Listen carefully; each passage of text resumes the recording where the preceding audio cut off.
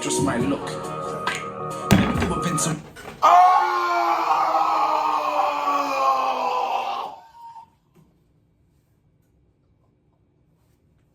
Oh no. Oh no. Oh no. You hating? I hit 2 million views on my basement. June told me, bro, let's go out on vacation. I'm still on probation, big bro. Finally, Queso has come back with another reaction. And today, we are reacting to Bugzy Malone, M.E.N. official video, the Bugzy Malone Link Up TV, long title, but I got this from our UK plug herself, and I'm ready to get it as a man of the people, not above but equal. But before I do, let me bring this to you. Boom, boom, boom! If you want to get a beautiful t-shirt like the one I'm rocking today, or a couple of our other designs, you can go to that pinned comment and get you a KBD shirt. You're going to be supporting the Dipper, and you're going to look damn good while you do it. Now, I'm done talking, but before I break it down, hit that thumbs up button if you're new to the channel. Hey, how are you doing? Hit that subscribe button, because if you don't subscribe, your granny is a dirty, stinking little bitch. We popping off. Turn that shit up. Bugzy Malone. Bugzy Malone. This is our first time hearing Bugzy. Let's get it. Let's get it. Mr. Snowman on production. Watch this, I got a brand new 3-bedroom crib with spotlights in the ceiling, it's sick. Got a beanbag in the computer room, all I need now is Grand Theft Auto 6. Got an office and everything cocaine white. In the morning it can get too bright, but it doesn't affect me these days, cause I've been staying way too deep in the night thinking about before it all went bad. I like his flow, so at first I was waiting him out, like how he gonna come, but I like how it's like a direct, smooth pattern, and then he'll just take little deviations from it, and just a dope flow to keep you going. I want to hear where he's at. We got to hear where he's at with it. Affect me these days, cause I've been staying way too deep in the night thinking about before it all went bad. Before that day I met my real dad, before I knew about money and bills, and now they both made my mum get sad. It's like counting about 25 bags, I'm running out of elastic bands, cause it turns out when you make money on the road, there's nothing you can do with the cash. So I jump in the S-line driving fast, hoping I'll bump into my stepdad. When you make money on the road, there ain't nothing you could do with the cash. KBD award. Nah, slide.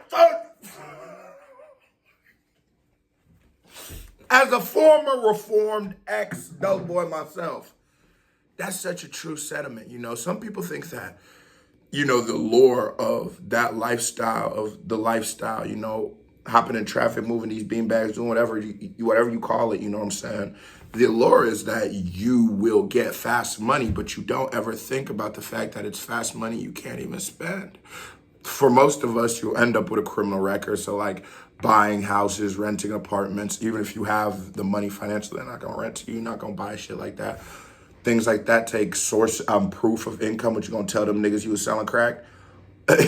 You end up amassing money that you can't use for anything except for trivial shit. If you buy a car, you're gonna have to buy that bitch cash. You can't put payments down, and no one's gonna accept you for credit. So you amass an income that you can't spend. Now, I love when people give us such real depictions of our lifestyle, of shit we've gone through, because it's so easy for anybody to say, yeah, nigga, I was this. Yeah, nigga, where I'm from, I was this and that. But through your actions, through your talk, through your movements, I'm going to know, shorty, I'm going to know all for real. Because I'm going to just say, I don't know, no real who do what this do. You talk like one of us. I've been around a lot of real niggas. What? When you get like, oh no. I ain't done that no boy shit. So I jump in the S-line driving fast, hoping I'll bump into my stepdad. Cause he say mental abuse is worse than physical abuse, and I wanna get him back. But I don't wanna do another custodial sentence in a 4x4 pad. Had the club S-line driving fast, hoping I'll bump into my stepdad. Cause he say mental abuse is worse than physical abuse, and I wanna get him back. But I don't wanna do another custodial sentence in a 4x4 pad. And I gotta take this time to apologize to my best friend, cause we almost crashed. Let me try. And now he just gives you that real shit. He hopes he doesn't run into his stepdad because that he was abusive. And you see people like that as they grow up and like around someone who you were small, you know, it was kids, and that person might have put hands on you or put hands on your mother. Well, eventually that little nigga isn't gonna be a little nigga anymore. Eventually that little nigga will become, in fact, a big nigga. Shocker, right?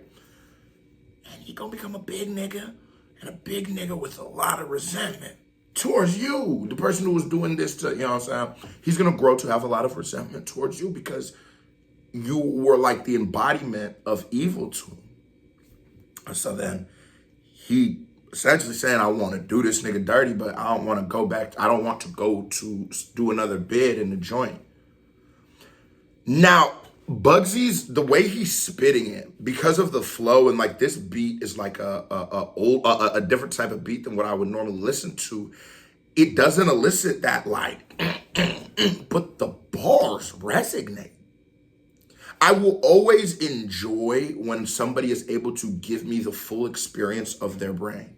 Good, bad, or ugly, because that's all I look for in music. I just want to experience life through a different great mind. I'm just looking for an artist, anybody. And if it's good, if your mind I like, I just want to see the world how you see it. And that's what music is to me. And how honest and real the music is, it's hard for you not to go, ooh, he sort of got one. Bugzy sort of got one, don't he? Y'all know. And I gotta take this time to apologize to my best friend, cause we almost crashed. Let me try and explain. It's intricate because I've never been playing. It's intimate because I never contacted a counselor to get rid of this pain. I walk with it and now I'm going insane, losing control of my own brain. Watching documentaries on serial killers and feeling that I can relate. Do you find that strange? Yeah? Okay. Well, let me get this straight. If I do a life sentence or I don't make it, it's 'cause I could not handle the pain. I don't wanna hear nobody complain about that's good talent gone to waste. Cause I didn't go through what I went through, nigga would've never downloaded my mixtape, so let me confide. And that do be some of the realest shit. Sometimes you realize that the things that, you know, were the things you were so ashamed of, you know what I'm saying, sometimes become things that are not only do you embrace, but things that you like. So like, if you were a kid who grew up in poverty, right? At the time, when you was in poverty, that shit was not funny. It was not funny. You didn't want all the kids at school to know y'all was the broke ass niggas. You know how that be. But calling a little kid a broke ass nigga is some shit. But you know what I'm trying to say. But as we get older, you know, nigga laugh about that shit. Like, yeah, nigga, I grew up poor as hell, boy. We was eating weenies and beans and stuff. You know what I'm saying? It becomes a funny thing. It becomes something because you grow from it. And it's just like, that was my experience. That was my life. I really like how honest he is. Like, and then there was a couple of syllable switches and plays that he was doing into it. I enjoy his pacing. I just really want a different beat, to be honest. I need something that sort of slap. I feel like, but this nigga is the most, he's saying some real straight shit. Get this nigga a little bit of a boom, boom, boom on the bass. Cause I didn't go through what I went through, nigga would've never downloaded my mixtape, so let me confide in you. Let me get it off my chest. Turns out no matter how many tracks I make, I still can't handle the stress. But I don't watch all the indirects. True say man might see me as a threat. I don't mind going out as a legend as long as I'm known as Manchester's best. So picture the scene, I'm sitting on my corner sofa in peace until I got a call. Have you seen yourself in the papers? You wanted by the police. And I was like, what? And it was hot. But do you want to know what was a lot? The night before was the night that I went on Twitter. I had a direct message from Sloth, just my look. There have been some...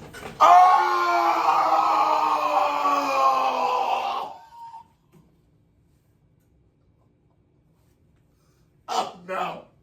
Oh, no. Oh, no. This nigga snapped. Son now, come on. He figured out that he had work. I don't know, cuz if you know anything about Queso, if you know anything about this, y'all know how the YouTube channel started. Very similar to that. I figured out that let's we're going to Texas. Stop! Cause that's what I'm saying. He's a real street nigga. You just know the pop in there. What are you talking about? The day he got the DM from Charlie so he could go do fire in the booth.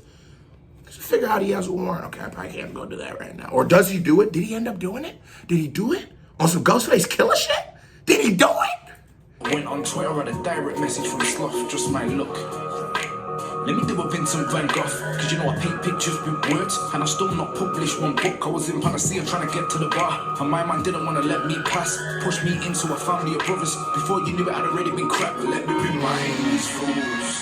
Into the devil I turn. They step back, I step forward. Play with fire and you're gonna get burned. But I must apologize in advance, cause I didn't want it to end so bad. See what happened from there was loose. I was in the Manchester Evening News. He said he got violently attacked outside in a taxi. He was whacked and could have died. But that's how you know what the papers tried. It was self-defense, that's a blatant lie. I'm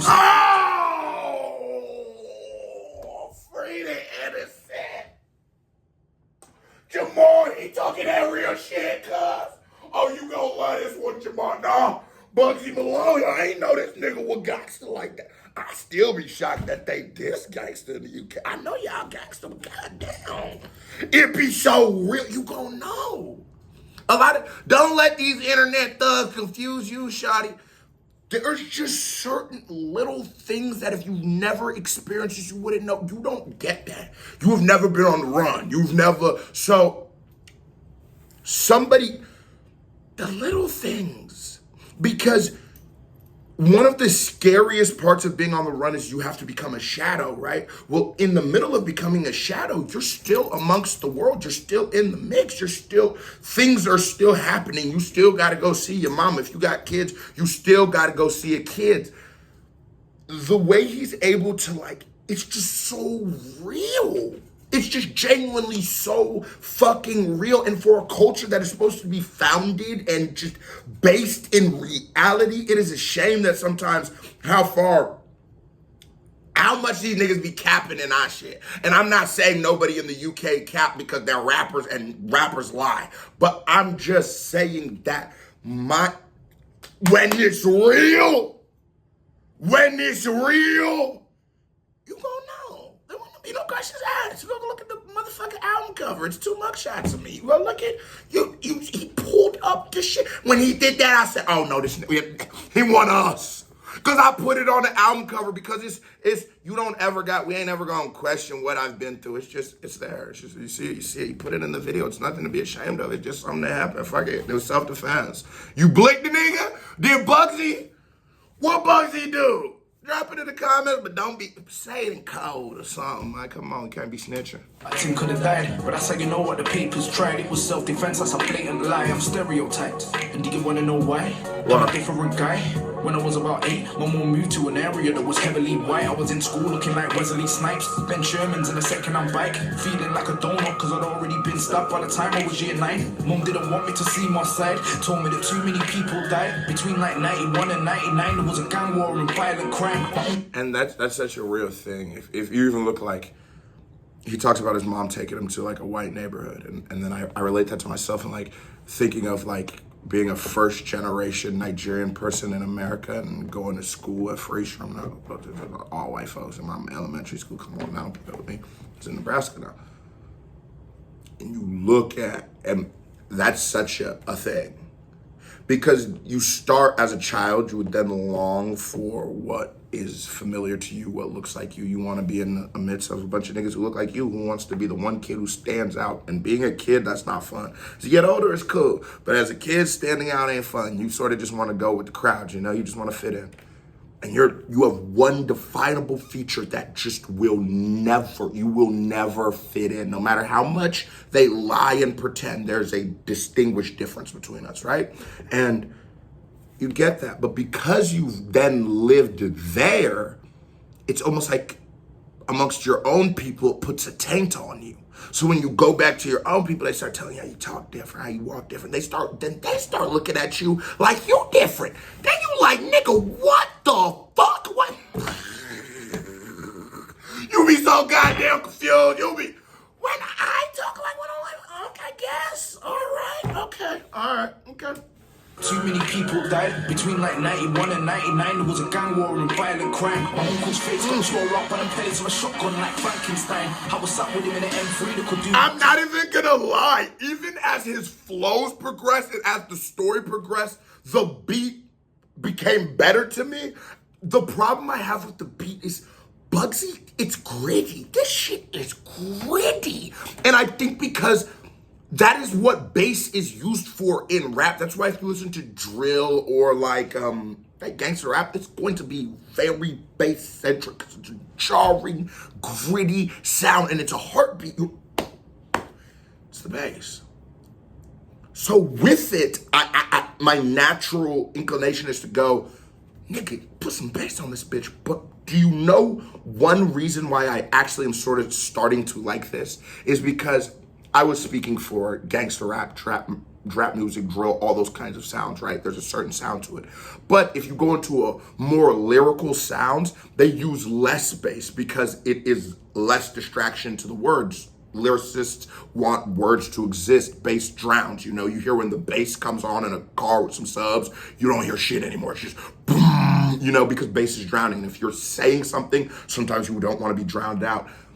So it is a great mix. And it was actually the sound, and this before I ever heard Bugzy, that I asked for my producer to give me on my last project was, I want gangster music to be produced the same way lyrical music is, so that they can hear our stories, so they can hear our words, so they can hear us, so we don't get drowned out in the bass. It's fun, but sometimes the message of what the person is trying to say may be wrong, but you feel is just as important. And that's what I feel with this. The storytelling, and I love how the perspective of the storytelling, he's not just telling stories, he's telling stories that he went through, so he can tell you the little things that make it important, the little things that make it cool to him. I just love that.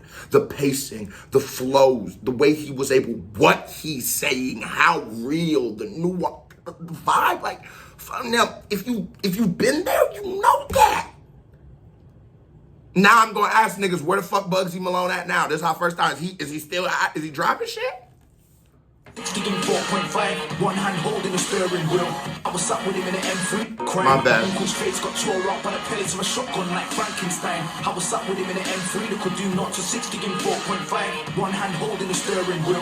Moving quicker than a Batmobile. Driving around shooting real when I was about 9. Back when the hood was real. A villain taking secure local boxes. And then you hear what that nigga said when I was 9. The battles in the hood was real. That nigga said when I was 9. And then he been thugging for a quarter. Oh, my God, not since you was 9. He ain't even with Bugzy. You couldn't wait to double digits to start thugging, bro. But the battle in the hood is real because that is real. There are some communities, there's some environments, there's some places that are very dangerous. I don't think that that's a question or a surprise to anybody. And in these dangerous environments, sometimes it fosters and breeds a mentality of survival instead of existence. Living and surviving are two very different things. Living is doing things like, hey, I'm alive. Nigga, I'm finna go to the gym today. I gotta go to work. Fuck it, I don't wanna go to work. I'm going to work anyways. You gotta work. Come on. Watch TV, play the game, fuck your bitch, go to the movies on a Friday. That's living. Surviving is, whew, these niggas trying to kill me down the street, boy, but I ain't no bitch. Could take my pistol. Surviving is, whoo, the police catch me, I'm going to prison for 500 years, but I ain't no bitch. I'm keeping pistol. Surviving is, this neighborhood, this gas station gets shot up a lot, but I ain't no bitch. So I'm keeping a pistol. There's a big difference between living and surviving. And if somebody is dealing with these realities at 9 years old, it's going to be very hard for you to tell me that without any outside intervention, that kid will be doing anything past just surviving in life. I don't care if it's hot. You don't mean Russell Crowe when they mention the gladiator in the gang war book. The first guy that I ever looked up to was like Batman without the suit. Now it's my turn to try and put money on the map. I just hope I can do it like you. Hope I can get 1 million views. Hope that I never get caught with food. Hope that Charlie can breathe all right in the smoke, cause I set fire to the booth. He giving Charlie a full clown. Let me put my shades on. Go, he's on some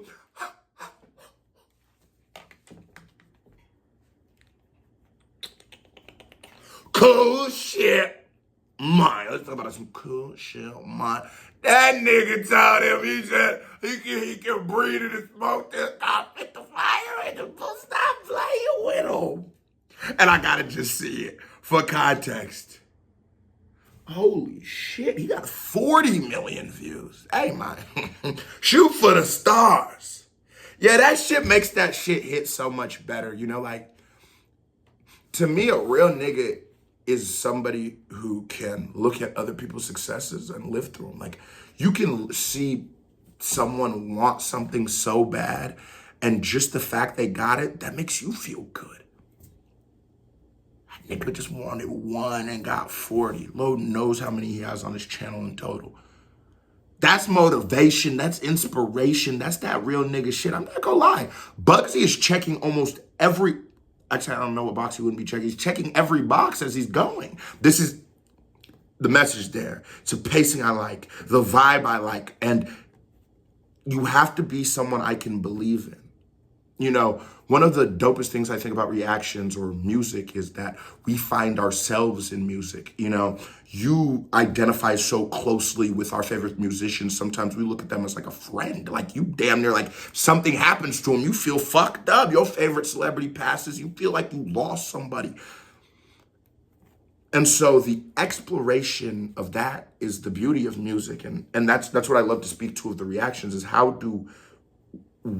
where do I see myself in it? Because where I see myself in it is where I can find love, because I think that we're all inherently sort of selfish characters. And so it's easier to love those of us that are like us, because to love, you must understand, and to understand, you must have experienced. And I haven't experienced everything in the world, but I've experienced a lot of things very similar to what he's talking about in M.E.N. And it makes it, what does the acronym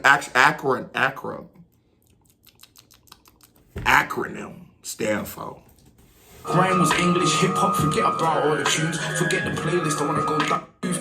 Hope that I never get caught with food. Hope that Charlie can breathe all right in the smoke, cause I set fire to the pews. When I realized that grime was English. Y'all call hair on dog food out there too?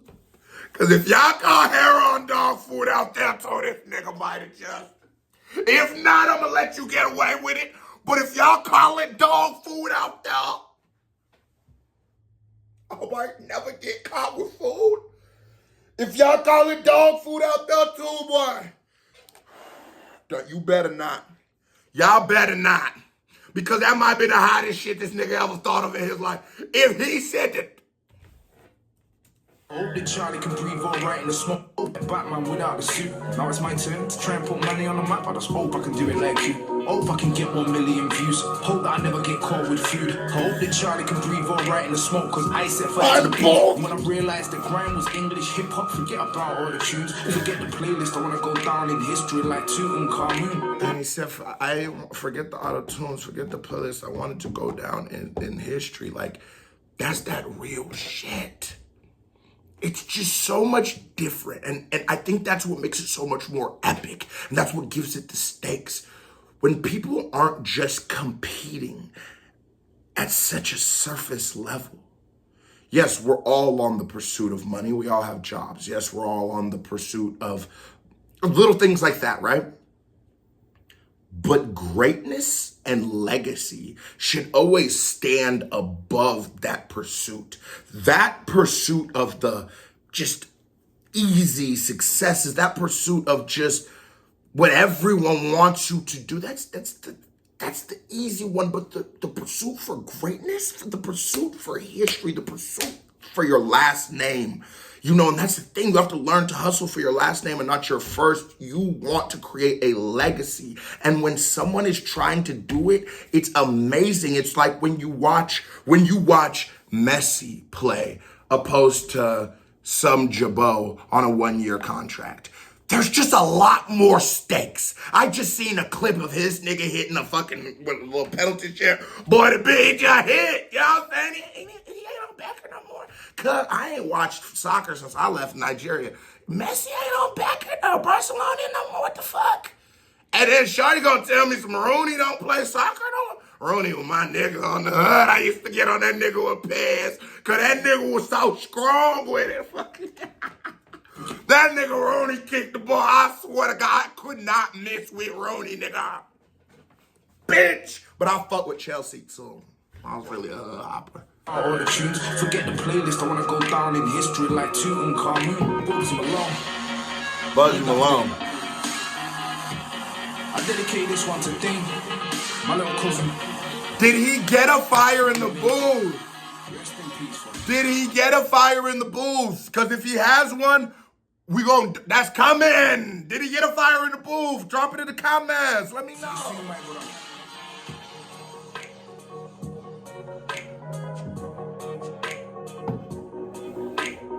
Yo, it's Bugzy Malone. Forget the mixtape for 5 minutes. We need to delay that because it's so. He had to take a cut. He had to, you know what I'm saying? Because when you kick a song as disgusting as a used toilet wand, nigga, you gotta let us breathe on it. Bigger, I'm way better coming.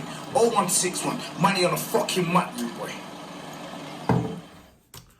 Ooh, nigga, that was a certified vibe check. Now here comes another reaction by me, Harry Ping. A music video by me, Harry Ping. Click on it, show me some love. If you watch this video to the end and didn't hit that thumbs up button, your granny's a hoe. I'm about to, oh my God. I go eat some biscuits and white gravy. KBD family, love y'all, salute, I'm gone.